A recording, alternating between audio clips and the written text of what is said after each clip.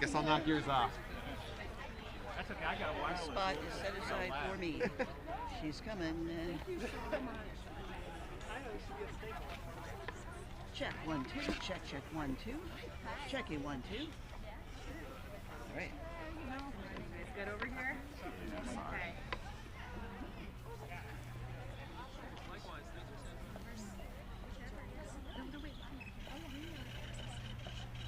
We're all here for you, Governor.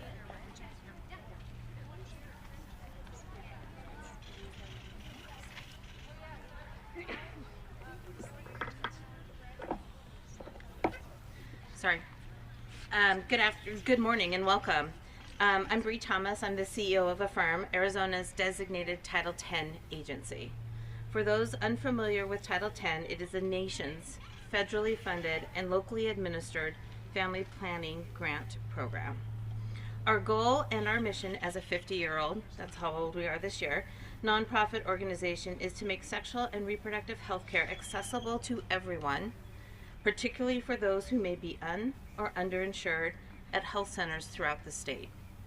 Each year, we serve more than 35,000 individuals at those welcoming health centers statewide, where they receive range of low or no cost evidence-based, accurate, and confidential services. This includes birth control, STI testing and treatment, pregnancy testing, cancer screenings, and other preventative services. We are here today at a time when access to and protection of the right to contraception is more important than ever, as it faces serious, I would even say dangerous, threats to being taken away. A report released just this week by the Guttmacher Institute, based on surveys of reproductive aged women in Arizona, Iowa, New Jersey, and Wisconsin, before and after Dobbs' decision, showed vast impacts on people's contraceptive access. The overturning of Roe in the 2022 Dobbs versus Jackson Women's Health decision has had vast impacts on abortion access in the United States and in Arizona. What is less known is the wider impacts on people's contraceptive access. The report found statistically significant evidence that barriers to access to contraception have increased, reports of receiving high-quality contraceptive care has decreased, sexual activity has declined, and condom use has increased. The report projects that the Dobbs decision could have much broader consequences for people's reproductive autonomy. That includes potentially shaping attitudes towards becoming pregnant, changing their sexual activity and contraceptive strategies, and impacting their ability to access necessary health care. I'd like to very briefly quote directly from the report, and I quote, "As continued fallout of the Dobbs decision on access to abortion occur, this research makes clear that access to broader contraceptive care is worsening. Policies that promote meaningful access to all forms of sexual and reproductive health care must be advanced to support individuals' right to reproductive freedom while mitigating inequity and equality," end quote. With that as a foundation, we are pleased to have with you here this morning to hear about these efforts in Arizona to protect those rights, our rights, that 90% of Americans support. We are particularly pleased to have Governor Katie Hobbs with us at this press conference. Governor? Thank you. Good morning, everyone. Thank you for joining us. As we are gathered here today, millions of women across the country are worried about what fundamental right will be taken away from them next. First, it was access to abortion. Now, in Alabama, it's access to IVF and the ability to start a family in the way that you want to. Since the fall of Roe, extremists in this state have made it clear they won't just stop at restricting access to abortion. Just last session, House Bill 2427, a dangerous, extreme bill that would have threatened access to IVF, made its way to my desk. With my veto, I sent a clear message that I will protect reproductive freedoms in this state. I'm proud to have vetoed that bill, but the fact that it landed on my desk shows the clear and urgent need to take action now to protect reproductive freedoms. That's why today I am once again calling on members of the legislature to do the right thing and pass the Right to Contraception Act. This is a common sense step we must take to protect access to this critical reproductive healthcare tool. Empowering women to make their own healthcare decisions isn't just good for families, it's good for our entire state. When I talk to Arizonans about the threats to women's rights, the number one concern is what's next. They've seen the right to abortion stripped away.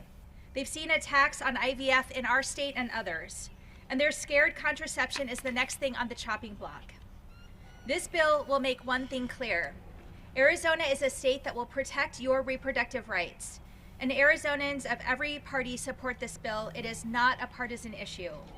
And yet, this legislation has not even received a hearing.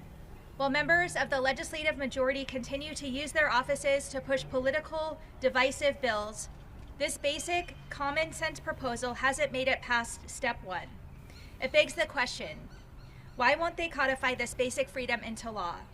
What do they have against allowing us to have control over our own bodies and access to basic health care? The inaction from those in the legislative majority is a slap in the face to the constituents we all swore an oath to serve. To those who have failed to act on this issue, I urge you to hear the stories from real women whose lives have been turned upside down because their basic freedoms have been taken away. I urge you to think of your mothers, daughters, sisters, and neighbors who deserve to have control of their own body. This is to give those women peace of mind, to not add access to basic health care to their list of things to worry about, to show young girls in Arizona that this is a state where women are respected, not regulated. So let's stop the attacks on personal freedoms. Let's fulfill our duties as public servants to make the people's lives better, and let's pass the Right to Contraception Act. Thank you.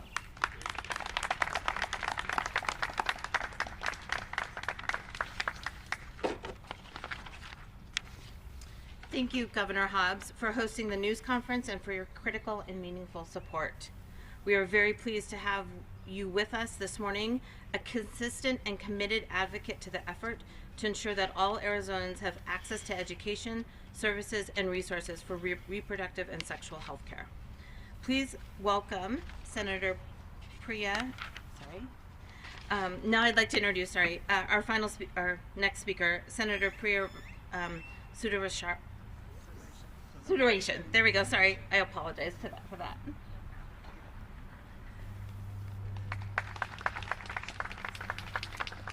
Hi everyone. I'm State Senator Priya Sundaration. I represent Legislative District 18. I'm also the proud mom of 2 small children. The youngest just turned 2 on Friday. My older one is 3.5. So I can speak from experience to talk about what it is like to have a young family, and it is thanks to contraception that I was able to have my family right here in Arizona, where I was born and raised, after I pursued my education and pursued my career, gaining important legal and advocacy experience in DC, and then continued to come home to Arizona to pursue my career and have my family when I was ready to. Arizonans continue to see their reproductive freedoms under siege, though, as attacks creep forward across the country. From the Alabama Supreme Court's IVF ruling to bills being introduced across the country that could ban IUDs and Plan B and all these forms of necessary contraceptive health care, to the extremist candidates running on the promise to block all access to contraception and to ban all abortions. Republicans in our state legislature were too afraid to even give our own bill, the Right to Contraception Act, a hearing for fear of the backlash from their fringe and out-of-touch base. The future, though, of our children, their ability to make their own healthcare decisions, is in danger. And my Republican colleagues couldn't even bring themselves to put this bill on an agenda. I found that cowardly.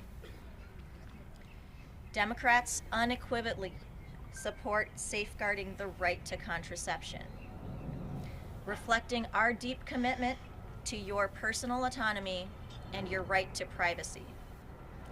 We are dedicated to ensuring that those choices stay between you and your healthcare provider with no interference from the alt-right fanatics. Our message is clear. We will not back down in defending every Arizonan's right to choose what is best for their own family. Democrats have always been at the forefront of defending your reproductive rights, and the fight for accessible contraception is no exception. While GOP extremists push to restrict our freedoms, we're fighting back to keep your personal health decisions where they belong, in your hands, not in the hands of politicians. The Right to Contraception Act isn't just a democratic value, it's an American value. With broad support from all sides, this legislation proves that protecting access to birth control transcends party lines.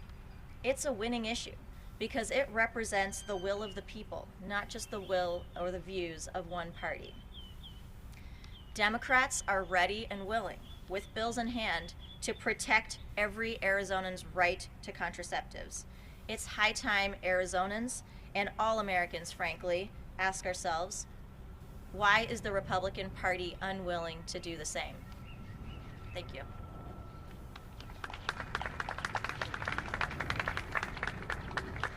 Thank you, Senator. And next we'll have State Representative Stephanie Stahl-Hamilton. Thank you. Good morning, everybody. I am Representative Stephanie Stahl-Hamilton. I serve LD 21. Thank you for joining us today, and thank you, Governor Hobbs, for your steadfast support of reproductive freedom and health care. I appreciate your leadership, and I am so very grateful that you have prioritized this issue. Just 3 weeks ago, another state upped the ante of extremism for dismantling our reproductive rights and freedoms.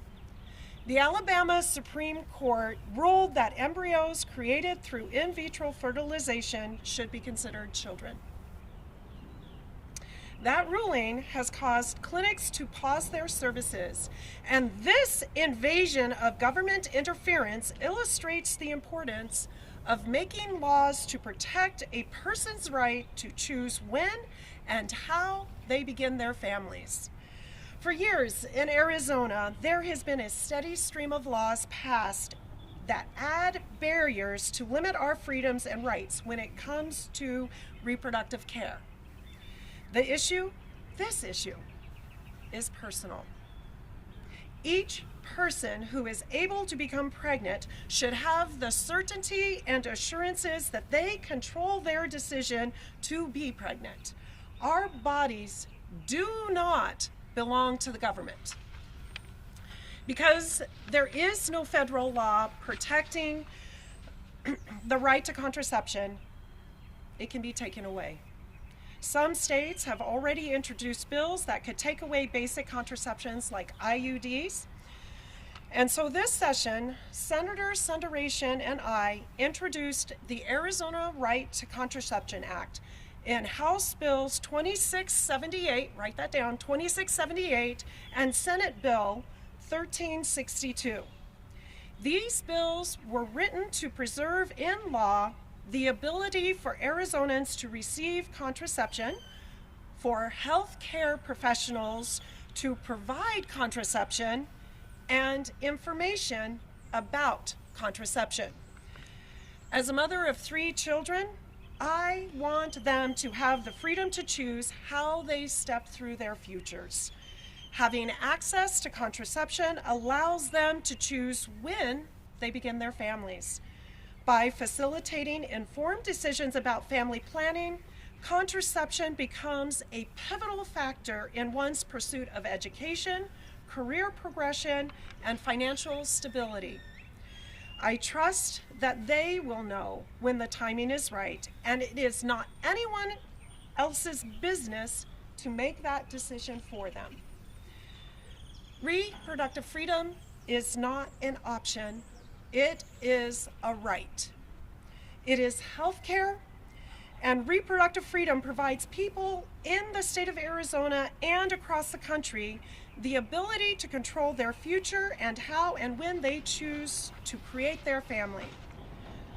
Contraception is also a cornerstone of healthcare, offering more than just pregnancy prevention. It is a shame that a bill which simply states a person has the right to contraception, something that more than 80% of people in the United States support, couldn't even get a hearing this legislative session. And with all of the partisanship in policy making, this is an issue that spans the divide.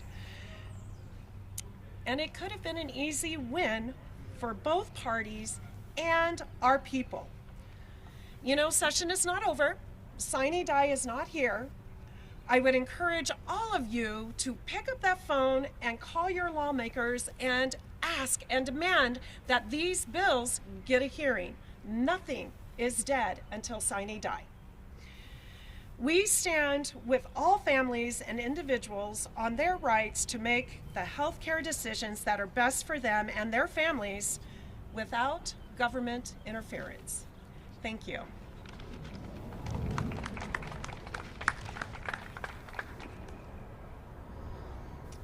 Thank you very much, and thank you again to Governor Hobbs for joining us this morning with your important words and your leadership. Thanks to our supporters and members of the media for taking time out of your day to be here, and we'll be happy to answer any questions you might have. I read that report, and it's right. Among the 4 states there was a change, but it was only among the 3 states. There was no change in Arizona. So how do you use that? I read that whole report. There was a 4% change in Arizona. If you look at figure 1 on the charts, we went from utilizing birth control, I believe was the first figure, and it went from, I believe, 4 to 7. So there was a 4% change there. So I'll have to look at it closer with you. Feel free to give me a call. Sorry, yeah. Can I ask the governor a question? Sure. Good morning, Governor. Hi.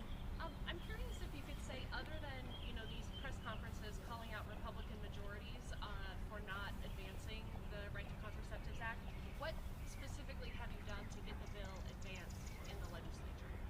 I made it a priority in my State of the State address. It's something that took up space in there, means it's a big priority, and we've taken executive action to help protect Arizonans' reproductive freedom. And I think it's important to point out that this is an issue that has support across the political spectrum, majority support across Arizonans, and something that we should be able to find common ground and get legislation passed on.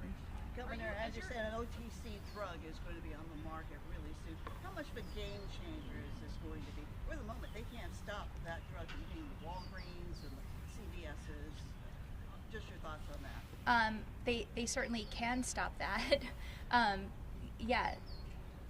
Yeah, I mean, for the moment. Yeah. But, yeah, so How do they stop it? Yeah, The how fact do is they it's stop over the it? counter. Yeah. It's an over-the-counter drug been approved by the FDA. Are you telling me the legislature can stop that? If they deem that contraception is indeed not a right that we're able to have, they can absolutely stop. I mean, we've watched it across the country. I don't know why you're asking how they can do it. They'll figure out a way. They've done it before. But the U.S. Constitution, the Griswold case, said, Well, this would be a great way to challenge that, wouldn't it? so basically, never mind that the U.S. Supreme Court has done right. But did you read the Dobbs decision at the end when Justice Thomas actually said, let's look at Obergefell, let's look at Griswold. Those are actually protections that we have in the U.S. Constitution right now, and we've seen what the Supreme Court has done to those. Another question? I have a follow-up, if I can. Governor, your staff is meeting regularly with GOP lawmakers now. Are you, in those conversations, are they telling them how important this bill is? I'm not. I haven't been a part of those conversations, but it's clearly part of my legislative agenda. Clearly, it's important to us. Let's talk about something other than for the moment. The legislature yesterday sent you a bill supported by many Democrats suggesting that they need to overrule certain city regulations for lot size and everything else. Clearly, half the Democrats in the Senate supported that. I don't have the House numbers. What's your thought? It's now your decision as to whether you're going to provide for more affordable housing. That bill has not been transmitted to me yet. I'm still looking at it. What I have been very clear about is that when it comes to housing, I want to see a package that is negotiated and that has bipartisan support and is a compromise with local jurisdictions. So you haven't decided whether or not you're going to sign it? Correct. Some of the other legislation that's passed out of the Senate, I don't think the House yet that's passed out of the Senate, also with bipartisan support, accessory dwelling units. Same response. Same response. So these bills have bipartisan support. It sounds like now you're saying, well, if the league isn't happy, I mean, are you basically here to do the league's bidding? No, I'm not. I would like to see a compromise, and that's what I've Alright, said from the beginning. Next question. Well, what do you think about the principles of what the bill is about? It means smaller lots, being able to choose what your house is going to look like. I mean, in North America, that's how it was. I mean, what do you think about the principles of that bill? Well, I think we need to do some things to get housing built more quickly. And I think that our local elected officials are the closest to their constituents and best positioned to make those decisions. And that's why I've said I want to see legislation that is negotiated as a compromise that everyone can agree on that will get us to a solution. So is anything the league or some of the cities oppose it? Would that be a non-starter for you? Anything that kind of steps on their toes and doesn't have their support? I'm hopeful that we can see these bills together and not piece by piece to be able to make a broader decision on them. Alright, next, other topics? I got one more. Yeah. Sorry. Governor, I understand you have a scheduling conflict and had to turn down the Vice President's invitation to appear with her tomorrow. What's the conflict? I have meetings. I don't know exactly what they are. I don't even know what I'm going to after this, so I don't have my calendar memorized for tomorrow. They don't tell you where you're going? They do. I just don't have it off the top of my head. So, Well, Governor, your thoughts Yeah. on the State of the Union. What would you like to hear the president say on reproductive rights? I am looking forward to hear him say that he supports Americans' rights to abortion, to reproductive health care, to contraception, and that he will do everything he can to protect that. Is there anything you'd like to hear him say regarding the border or another Arizona? Yes, I would like to hear him say that securing our border is a priority, that he's hearing from states like Arizona about how much we need support from the federal government, and I'd like to see him push again for the bill that failed in Congress that would have done a lot to secure our border that Congress failed to pass. Got any answer for the Republicans here with their signs? Arizonans do deserve safe communities, and that's why I've sent the National Guard to the border. It's why I've allocated tens of millions of dollars to local law enforcement to help keep their communities safe in the middle of the border crisis we're experiencing. Then why would you veto a bill that they supported unanimously? They did not support that bill. Next Thank question. you. No more? All right, thank you. I think we've beaten it to death. Thanks, everyone. I appreciate it. I will just say the O-pill is going to be between $17 and $20 a month, so that's not accessible to everybody. So that's part of the problem with the O-pill. And Howie, just to answer your question, there was a 5% increase in women not being able to access the contraception of their choice or experiencing issues with contraceptive care. So I appreciate you.